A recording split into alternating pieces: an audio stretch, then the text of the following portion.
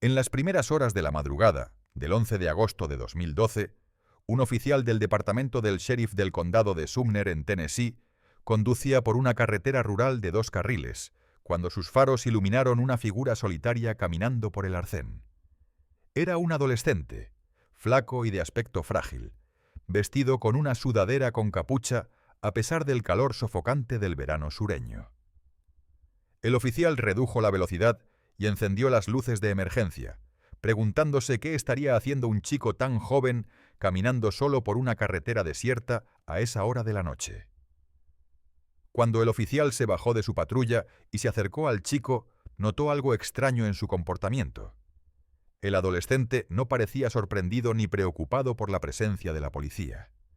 No había pánico en sus ojos, no había el tipo de nerviosismo que normalmente muestra un adolescente cuando es detenido por la policía.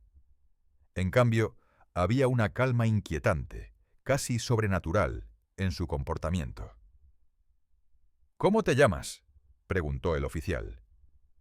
«Zachary Davis», respondió el chico con una voz monótona, casi susurrando, como si estuviera compartiendo un secreto.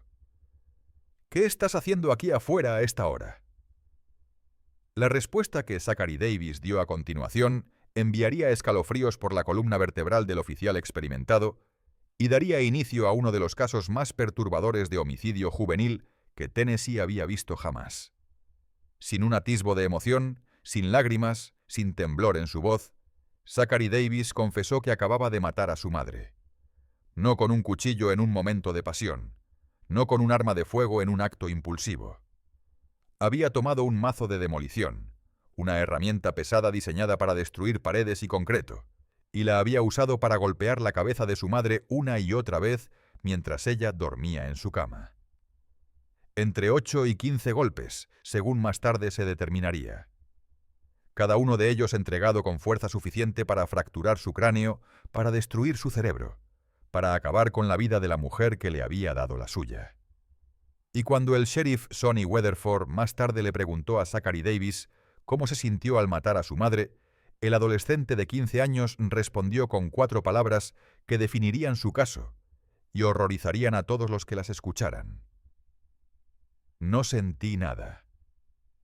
Este es el caso de Zachary Davis, un adolescente que en la superficie parecía ser simplemente otro estudiante de secundaria silencioso y retraído, pero que albergaba en su interior algo mucho más oscuro.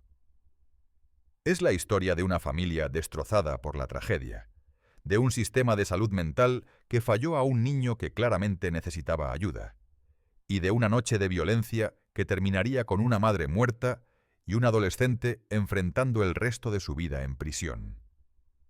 Es la historia de la delgada línea entre la enfermedad mental y el mal puro, y de cómo un jurado de 12 personas tuvo que luchar con Kevorkian. La pregunta imposible: ¿Zachary Davis era un niño enfermo que necesitaba tratamiento o era un monstruo que merecía ser encerrado para siempre? La familia Davis, antes de la tragedia.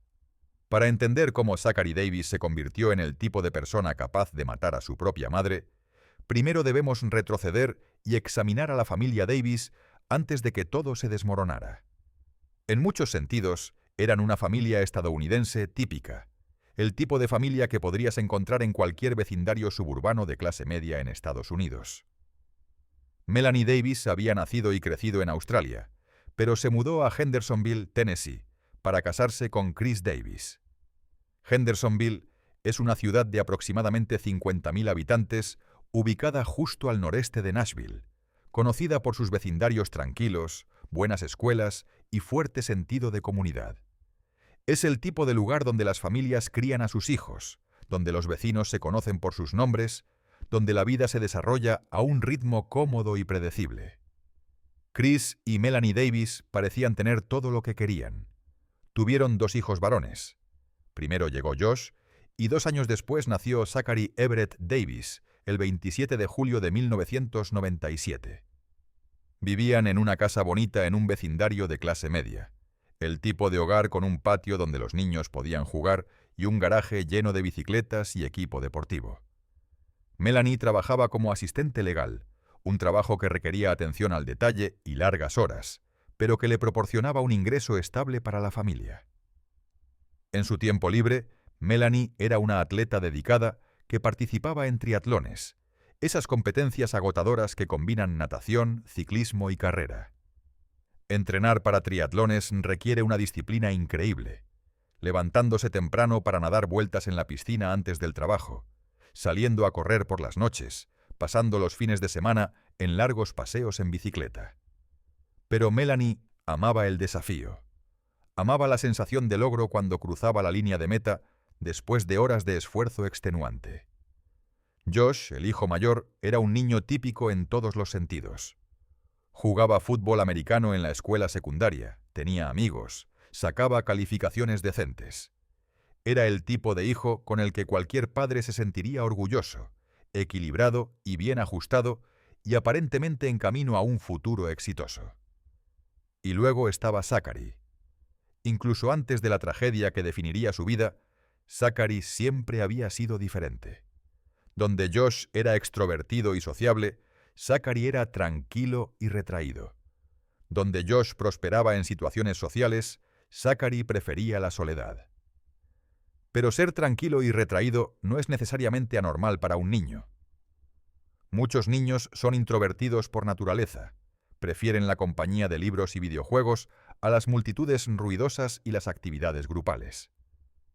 Las primeras señales de que algo más profundo estaba mal con Zachary se manifestarían hasta que ocurriera la primera gran tragedia en su joven vida. El día que todo cambió. En el 28 de junio de 2007, cuando Zachary Davis tenía solo 9 años, su padre Chris murió de esclerosis lateral amiotrófica, comúnmente conocida como ELA o enfermedad de Lou Gehrig. La ELA es una enfermedad neurodegenerativa brutal que ataca las células nerviosas responsables de controlar los músculos voluntarios. Es una sentencia de muerte lenta e implacable que roba a las personas su capacidad de moverse, hablar, comer y finalmente respirar, todo mientras su mente permanece aguda, atrapada dentro de un cuerpo que se apaga sistemáticamente. No existe cura para la ELA, y la mayoría de las personas diagnosticadas con la enfermedad mueren dentro de 2 a 5 años después del diagnóstico. Para un niño de 9 años, ver a su padre sucumbir a esta enfermedad habría sido traumático más allá de toda comprensión. Chris Davis no simplemente murió repentinamente en un accidente o de un ataque al corazón. Su declive habría sido gradual y visible, empeorando día a día, semana a semana, mes a mes. Zachary habría visto a su padre perder lentamente su capacidad para caminar, para usar sus manos, para hablar claramente. Habría visto el dolor y la frustración en los ojos de su padre mientras su cuerpo lo traicionaba. Y luego, finalmente, su padre se fue, dejando un vacío en la familia Davis que nunca podría llenarse. El impacto de la muerte de Chris Davis en el joven Zachary fue inmediato y profundo. Según Gail Cron, la abuela paterna de Zachary, el niño cayó en una depresión profunda casi inmediatamente después de que su padre falleció. Se volvió aún más retraído que antes, hablando cada vez menos, pasando horas en su habitación solo. Cuando hablaba, lo hacía en un susurro apenas audible, como si temiera que hablar en voz alta de alguna manera haría que la realidad de la muerte de su padre fuera más real. Su familia reconoció que algo estaba gravemente mal y actuó con rapidez. Gail Cron testificaría más tarde que, poco después de la muerte de Chris, Zachary fue llevado a ver al Dr. Bradley Freeman en el centro médico de la Universidad de Vanderbilt, una de las principales instituciones médicas del sur de Estados Unidos. El Dr. Freeman, un psiquiatra con experiencia en tratar a niños y adolescentes, reconoció inmediatamente que Zachary estaba sufriendo algo más que duelo normal. Durante sus sesiones con Zachary, el niño hizo revelaciones inquietantes. Afirmó escuchar voces que nadie más podía oír. Esta es una de las señales de alerta clásicas de esquizofrenia, un trastorno mental severo que afecta la forma en que una persona piensa, siente y se comporta. Las personas con esquizofrenia pueden parecer que han perdido el contacto con la realidad, experimentando alucinaciones auditivas y visuales, creyendo cosas que no son ciertas, luchando por distinguir lo que es real de lo que es producto de su mente enferma. El Dr. Freeman diagnosticó a Zachary con esquizofrenia y trastorno depresivo. Comenzó tratamiento, que incluía medicación y terapia. Zachary también fue tratado en el Centro de Recursos Familiares de la Universidad de Western Kentucky y en una instalación llamada Life Skills. Fue puesto en Zoloft, un antidepresivo comúnmente prescrito que puede ayudar a estabilizar el estado de ánimo y reducir la ansiedad. Durante un breve periodo, parecía que Zachary estaba en el camino correcto, que con el tratamiento y apoyo adecuados podría aprender a manejar su enfermedad mental y vivir una vida relativamente normal. Pero luego, por razones que permanecen poco claras, Melanie Davis tomó una decisión que su suegra más tarde describiría como catastrófica. Sacó a Zachary de su programa de tratamiento antes de que hubiera completado la fase de recuperación. En 2008, apenas un año después de la muerte de Chris, Melanie decidió que la familia necesitaba un nuevo comienzo. Se mudó con Josh y Zachary de donde habían estado viviendo a Hendersonville, Tennessee, dejando atrás a la familia extendida y, críticamente, interrumpiendo el tratamiento de salud mental de Zachary justo cuando más lo necesitaba. La transformación en algo oscuro. Después de la mudanza a Hendersonville, el comportamiento de Zachary se volvió cada vez más extraño y preocupante. Gail Cron, quien mantuvo contacto regular con Zachary los fines de semana hasta 2011, testificaría más tarde que durante este periodo su nieto parecía como un zombi o catatónico. No hablaba a menos que fuera absolutamente necesario. Cuando lo hacía, seguía usando ese susurro inquietante, como si su voz real estuviera enterrada en algún lugar profundo dentro de él, y lo único que podía emerger era este fantasma de comunicación. En la escuela secundaria Station Camp en Hendersonville, Zachary se destacaba, pero no de la manera que cualquier adolescente querría. Un compañero de clase, que afirmaba conocer a Zachary, publicó en Reddit años después del crimen, describiendo al chico con el que había tomado clases de álgebra. Aunque afirmaba que no eran amigos cercanos, probablemente era la persona que más interactuaba con Zachary en toda la escuela, lo que en sí mismo dice algo sobre cuán aislado estaba Zachary. El compañero de clase describió comportamientos que eran claramente anormales. Zachary caminaba de la misma manera todos los días, como si siguiera un patrón programado. Se sentaba de la misma manera en cada clase. Y más inquietante aún, usaba la misma sudadera con capucha todos los días, sin importar el clima, incluso en el calor sofocante del verano de Tennessee, cuando las temperaturas pueden superar fácilmente los 90 grados Fahrenheit. Los maestros de Zachary también notaron comportamientos preocupantes. Uno de ellos llamó a Melanie Davis para solicitar una conferencia porque Zachary había estado dibujando imágenes perturbadoras en clase. No estamos hablando de garabatos típicos de adolescentes o bocetos de logotipos de bandas. Estos eran dibujos que reflejaban una mente preocupada por la oscuridad y la violencia. Pero a pesar de estas señales de advertencia, Zachary no recibió la intervención de salud mental que claramente necesitaba. En la privacidad de su habitación, lejos de las miradas de maestros y compañeros de clase, Zachary estaba cultivando intereses que deberían haber enviado alarmas ensordecedoras a cualquiera que prestara atención. Había descargado 2 aplicaciones en su teléfono. Una era una base de datos de asesinos en serie famosos, permitiéndole leer sobre los crímenes y métodos de algunos de los asesinos más notorios de la historia. La otra aplicación era una lista de dispositivos de tortura, describiendo varias herramientas y técnicas utilizadas a lo largo de la historia para infligir dolor y sufrimiento. Mantenía cuadernos llenos de citas inquietantes, incluyendo una que más tarde sería citada extensamente durante su juicio. No puedes deletrear risa sin masacre. En inglés, You can't spell slaughter without laughter. Leía la novela de Stephen King, Misery, una historia sobre un escritor secuestrado y torturado por una fan obsesionada. Jugaba videojuegos violentos, aunque esto por sí solo no es particularmente inusual para adolescentes varones. Lo que distinguía el consumo de medios violentos de Zachary de los de sus compañeros era el contexto.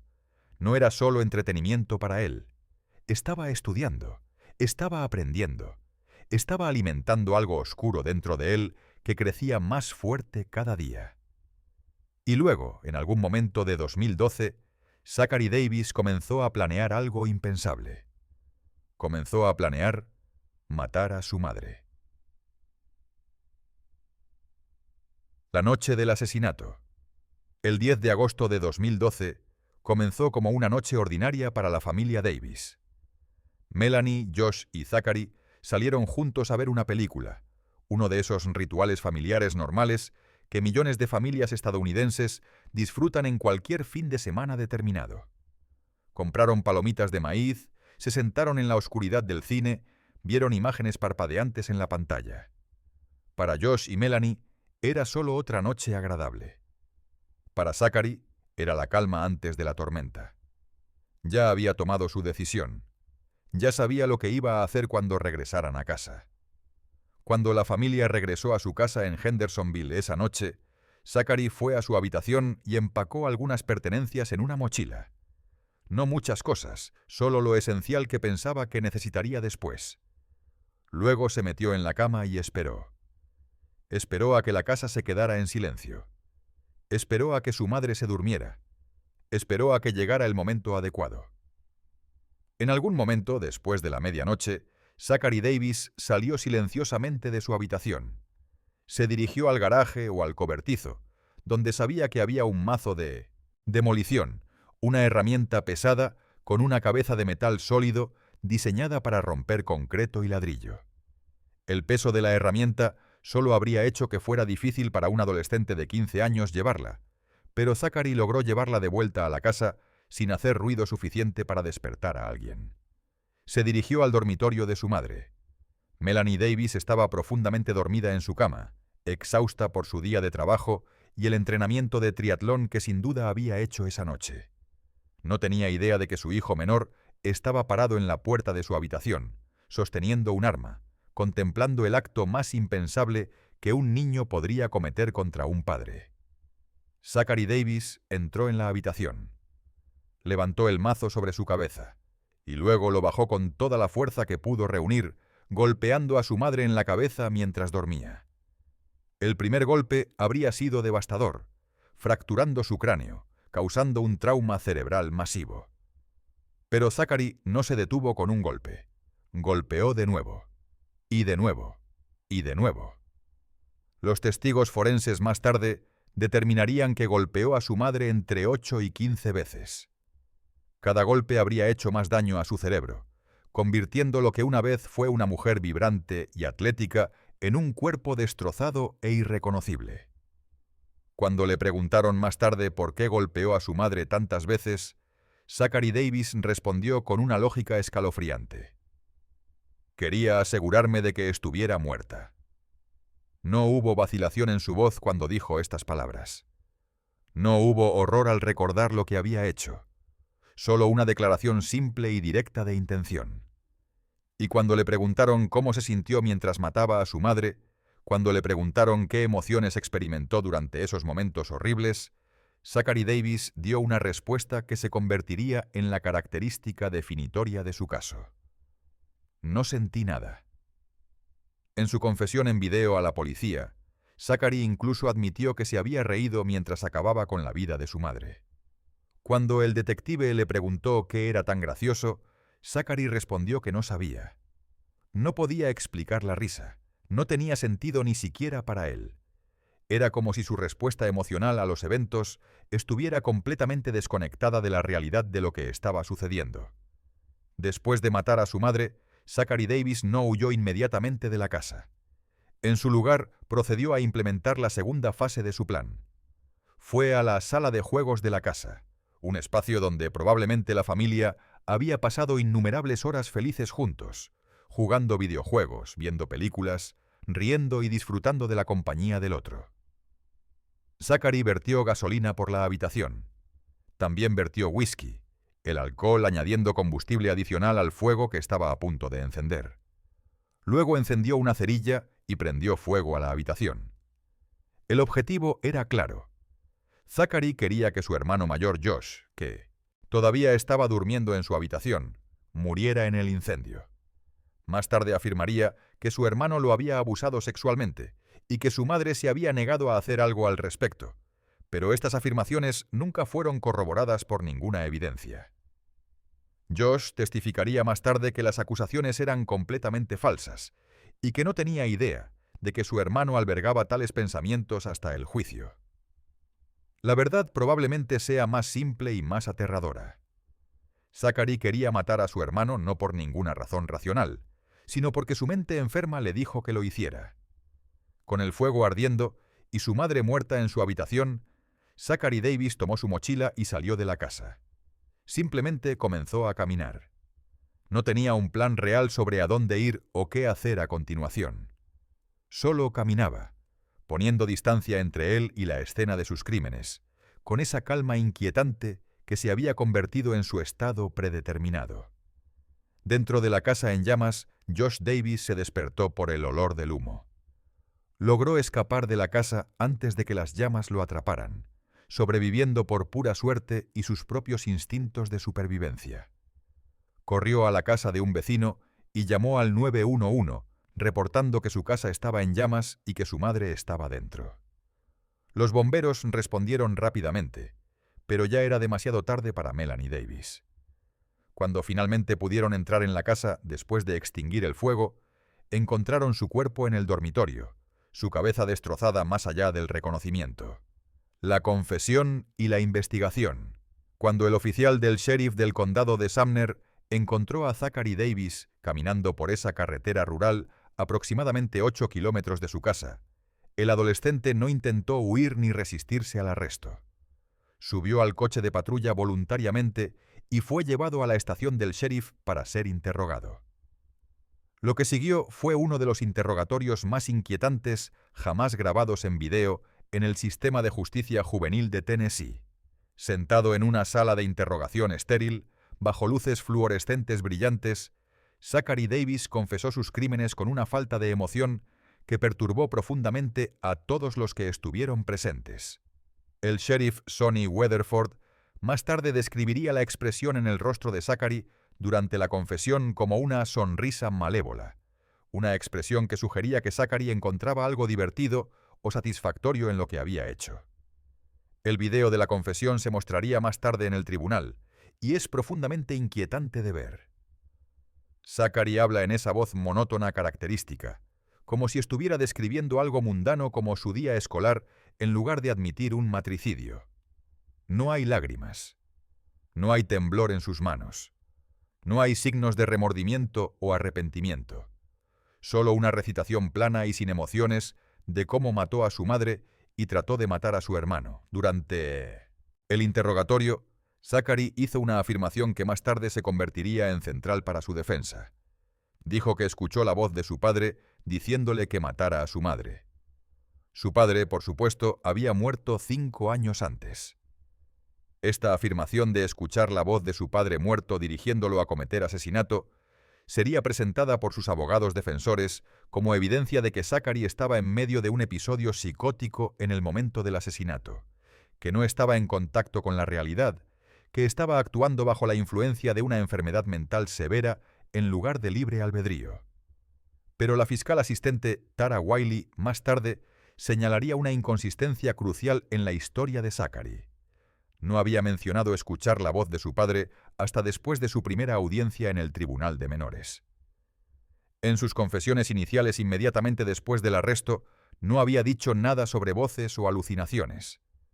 La voz del padre solo se convirtió en parte de su narrativa después de que se reuniera con su abogado defensor, después de que quedara claro que necesitaba algún tipo de defensa por locura si tenía alguna esperanza de evitar pasar el resto de su vida en prisión. Los investigadores también descubrieron evidencia inquietante en el teléfono de Zachary. El 4 de agosto de 2012, 6 días antes del asesinato, Zachary había buscado en Google el término esquizofrenia paranoide. Esto sugería que Zachary estaba investigando su propia enfermedad mental, tal vez tratando de entenderla, o más sinistramente, tal vez tratando de determinar cómo presentarse como mentalmente enfermo para evitar ser considerado responsable de un crimen que ya estaba planeando cometer. El camino al juicio. Después de su arresto, Zachary Davis enfrentó una serie de audiencias y evaluaciones para determinar si era competente para ser juzgado y si debería ser juzgado como adulto o como juvenil. Dado que Zachary solo tenía 15 años en el momento del asesinato, existía la posibilidad de que su caso permaneciera en el Tribunal de Menores, donde enfrentaría sentencias menos severas y eventualmente tendría sus registros sellados.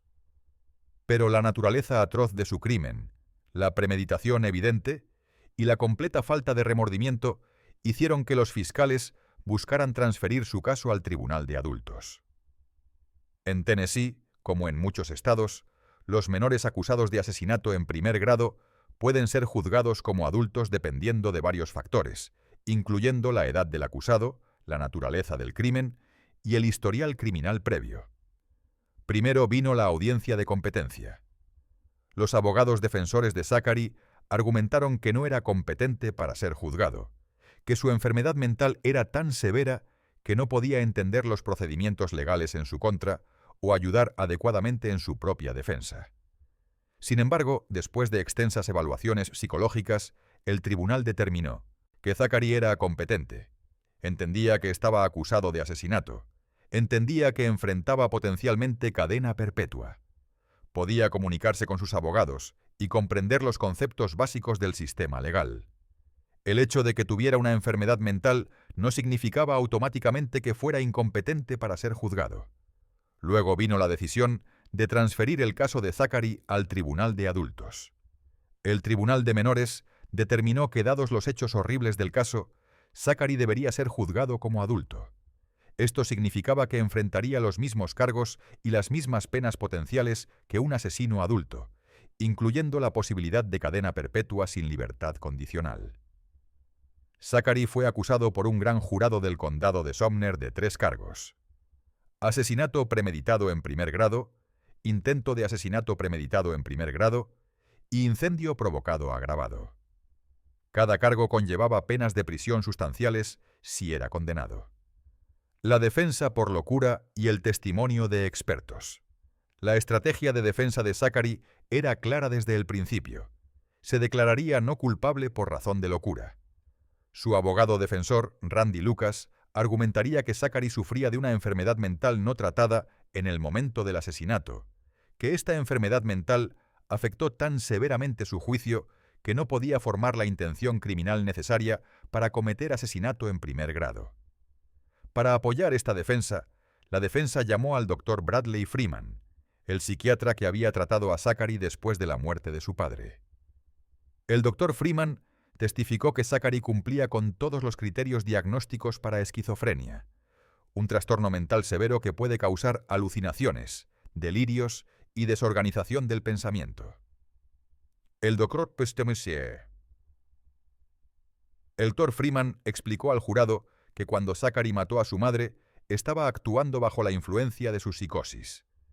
Creía que estaba escuchando la voz de su padre muerto diciéndole que matara a su madre, y en su estado mental perturbado no podía distinguir esta alucinación de la realidad. Su juicio fue impulsado por su psicosis, testificó el Dr. Freeman. Eso es lo que creo que le impide premeditar este crimen. Otro psicólogo que había entrevistado a Zachary 30 veces desde su arresto estuvo de acuerdo con este diagnóstico. Testificó que nunca había encontrado a alguien tan severamente desconectado de sus emociones como Zachary Davis. Diagnosticó a Zachary no solo con esquizofrenia, sino también con depresión, una combinación de trastornos mentales que habrían hecho que el funcionamiento normal fuera casi imposible. Pero la fiscalía presentó su propio experto, quien ofreció una opinión muy diferente. Aunque admitió que Zachary tenía problemas de salud mental, argumentó que Zachary sabía que lo que estaba haciendo estaba mal. Sabía que matar a su madre era ilegal. Sabía que enfrentaría consecuencias por sus acciones. Y, críticamente, había planeado sus crímenes con antelación, lo que demostraba la capacidad de pensar de manera lógica y secuencial, incluso si esa lógica estaba al servicio de un objetivo horrible. La fiscal señaló evidencia de premeditación. Zachary había empacado una mochila antes del asesinato. Había vertido gasolina y whisky en la sala de juegos antes de prenderle fuego, demostrando que entendía los conceptos de causa y efecto. Había esperado hasta que todos estuvieran dormidos para actuar, demostrando que entendía el concepto de sigilo y evitar ser detectado. Todas estas acciones requerían planificación y pensamiento racional, no el caos desorganizado de una mente verdaderamente psicótica. La fiscal asistente Tara Wiley también señaló el momento de las afirmaciones de Zachary sobre escuchar la voz de su padre. No mencionó escuchar la voz de su padre hasta después de su primera audiencia en el tribunal de menores, argumentó.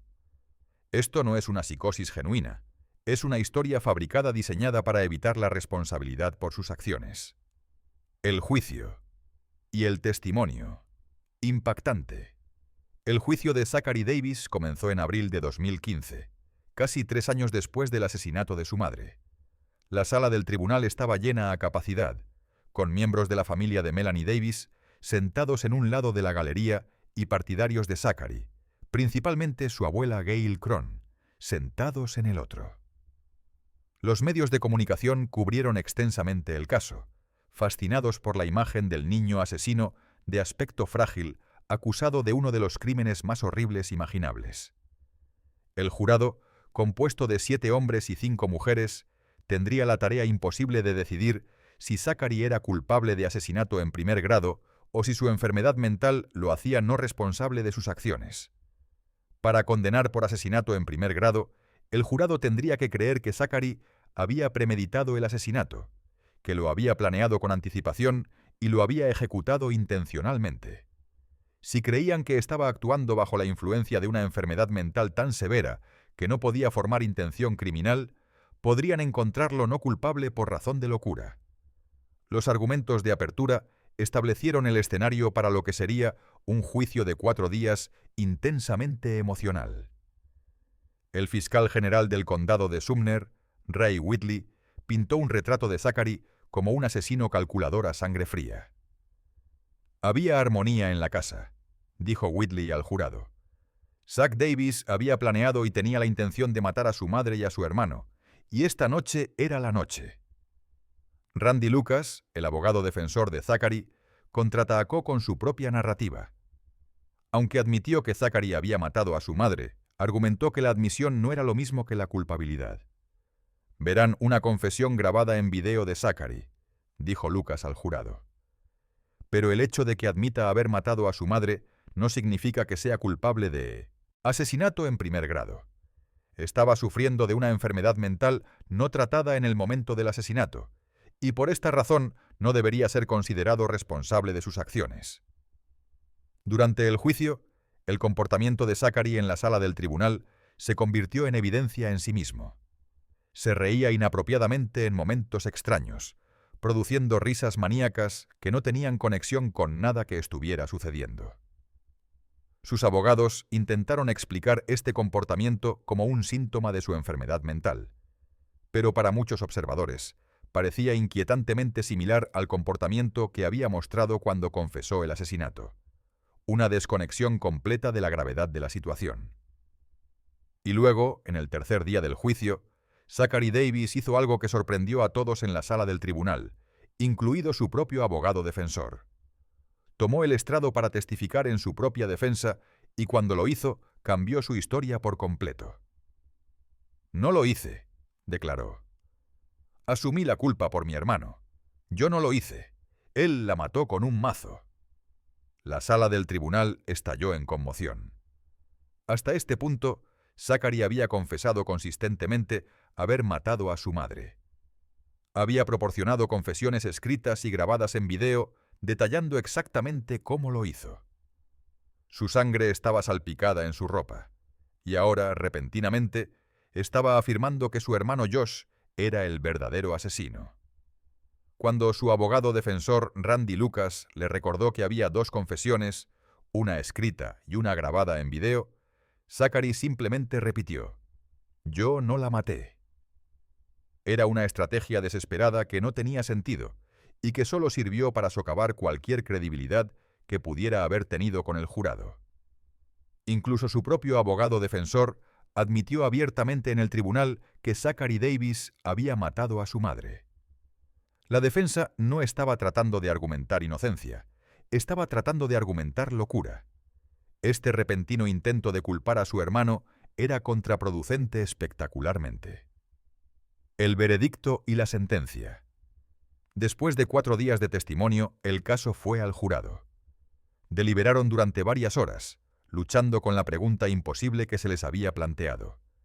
¿Era Zachary Davis culpable de asesinato en primer grado, o era tan mentalmente enfermo que no podía ser considerado responsable de sus acciones? Al final, el jurado llegó a su veredicto. Culpable. Culpable de asesinato premeditado en primer grado.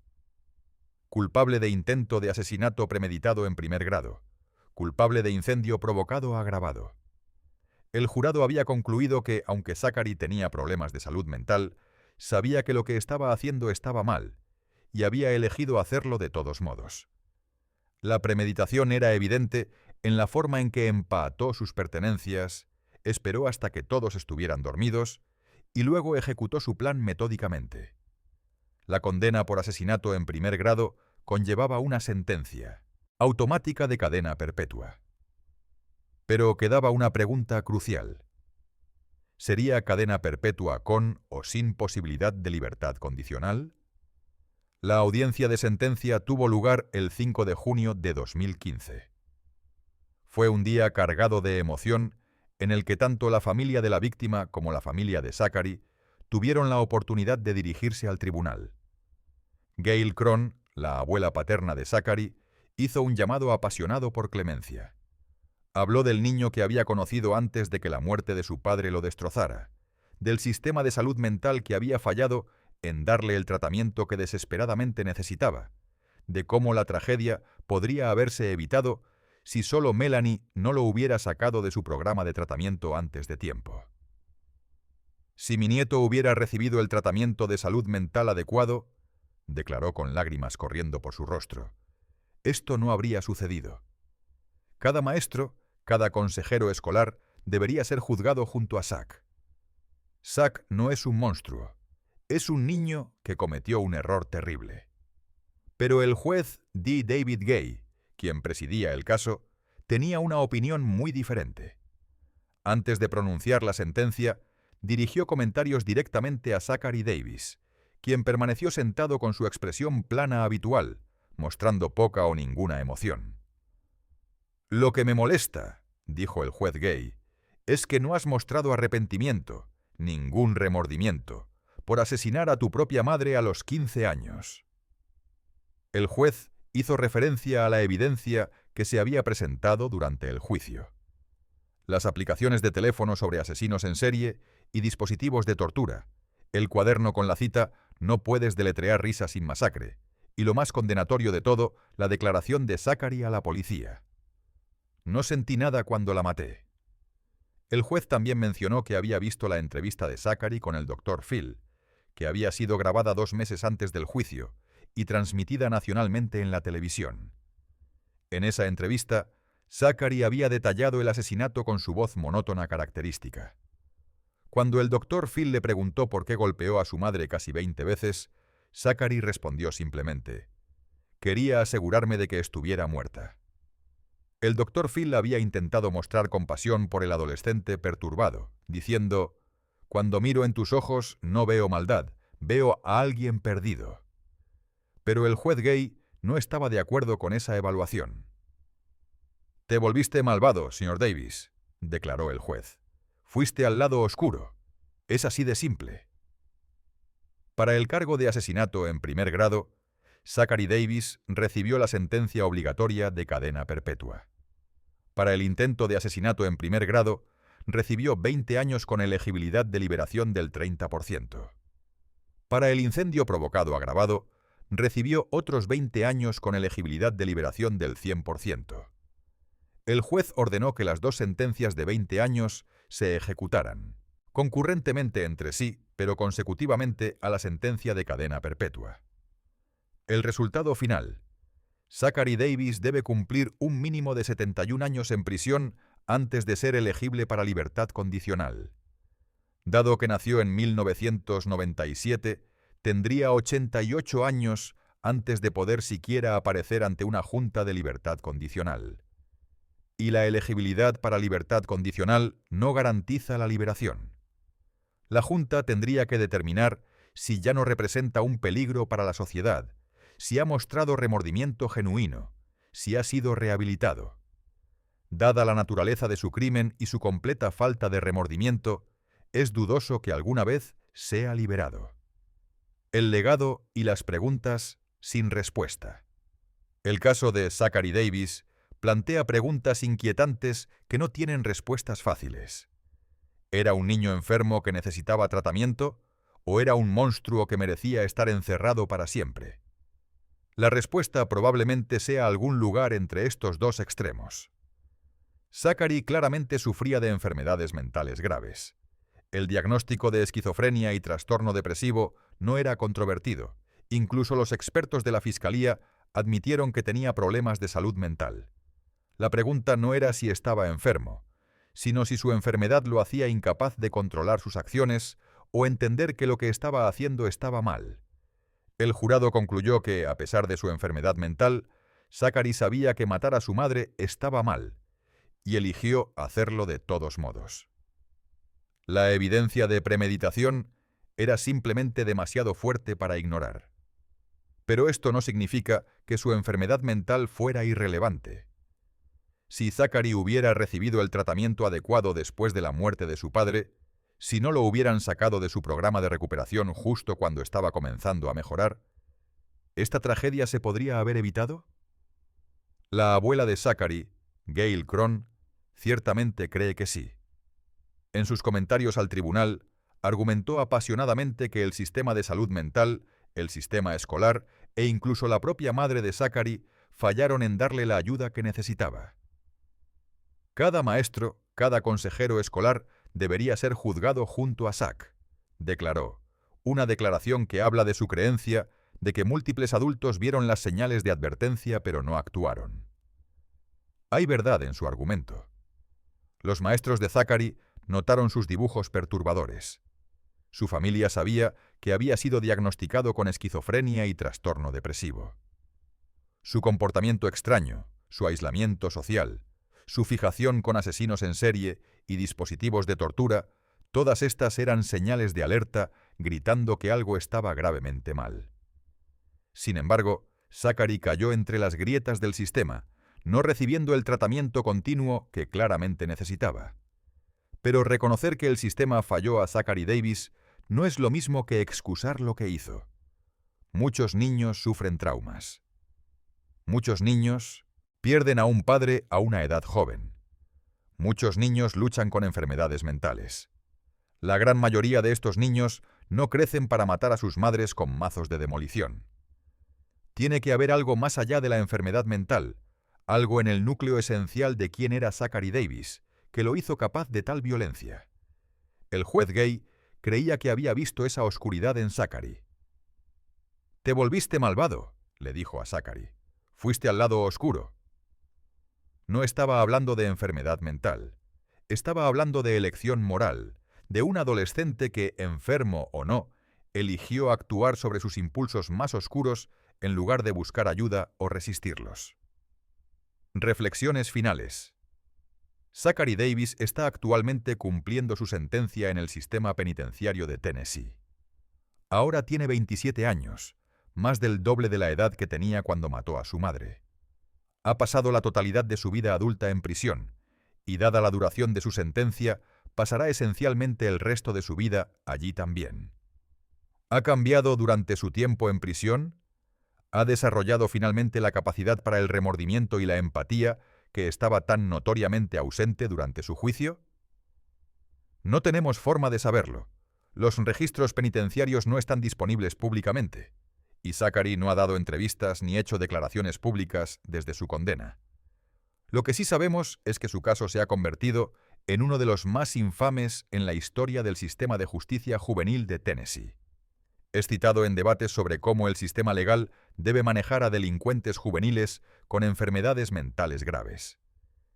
Es estudiado en escuelas de derecho y programas de psicología como un ejemplo de la intersección compleja entre salud mental y responsabilidad criminal. y es recordado por la comunidad de Hendersonville como una advertencia sobre lo que puede suceder cuando los signos de advertencia se ignoran, cuando los niños que necesitan ayuda no la reciben. Para Josh Davis, el hermano mayor que sobrevivió al intento de asesinato de Zachary, la vida nunca volverá a ser la misma. No solo perdió a su madre en la noche más horrible imaginable, sino que luego tuvo que escuchar a su hermano menor acusarlo falsamente de abuso sexual durante el juicio. Tuvo que testificar en el tribunal, describiendo cómo pensaba que tenía una familia amorosa y normal hasta la noche en que su hermano mató a su madre y trató de quemarlo vivo. El trauma psicológico de sobrevivir a tal experiencia es inimaginable, y uno solo puede esperar que Josh haya podido encontrar paz y curación en los años transcurridos desde entonces. Para Melanie Davis, la madre que fue brutalmente asesinada mientras dormía, no hay justicia que pueda devolverla o deshacer el horror de sus momentos finales. Había trabajado duro para mantener a su familia después de la muerte de su esposo. Había entrenado para triatlones, manteniendo su cuerpo fuerte y saludable. Había criado a 2 hijos lo mejor que pudo como madre soltera. Y todo terminó en una explosión de violencia tan repentina y brutal que ni siquiera tuvo la oportunidad de despertarse y defenderse. El caso de Zachary Davis nos recuerda que algunos de los monstruos más aterradores no son extraños acechando en callejones oscuros. Son miembros de nuestras propias familias, viviendo en nuestras propias casas, ocultando oscuridad detrás de rostros familiares. Nos recuerda que las señales de advertencia de violencia potencial a menudo están allí si sabemos buscarlas. El aislamiento social, la fijación con la violencia, los cambios de personalidad dramáticos, los dibujos perturbadores, la falta de empatía. Y quizás lo más importante, nos recuerda que la salud mental importa, que los niños que sufren necesitan ayuda, y que ignorar su dolor puede tener consecuencias catastróficas. Si hay una lección que tomar del caso de Zachary Davis, es esta. Cuando un niño muestra señales de enfermedad mental grave, no podemos permitirnos mirar hacia otro lado. No podemos permitirnos suponer que mejorará o que es solo una fase. Debemos actuar, conseguirles el tratamiento que necesitan y asegurarnos de que reciban ese tratamiento de manera consistente hasta que estén estabilizados. No hacerlo no es solo negligencia, puede ser literalmente mortal. Zachary Davis tenía 15 años cuando mató a su madre. Era un niño que se convirtió en asesino, y ahora es un hombre que pasará el resto de su vida pagando por lo que hizo en esa terrible noche de agosto. Su historia no es solo sobre un crimen, es sobre cómo fallamos a nuestros niños, cómo el sistema de salud mental falla a aquellos que más lo necesitan, y cómo una sola noche de violencia puede destruir múltiples vidas para siempre. Dale like y suscríbete a Crímenes y Castigos para más análisis en profundidad de casos donde criminales despiadados enfrentaron la justicia en las Cortes de Estados Unidos. Deja un comentario abajo haciéndonos saber desde dónde estás viendo y qué caso te gustaría que cubriéramos a continuación. Tu apoyo nos ayuda a continuar trayendo estas importantes historias a la luz.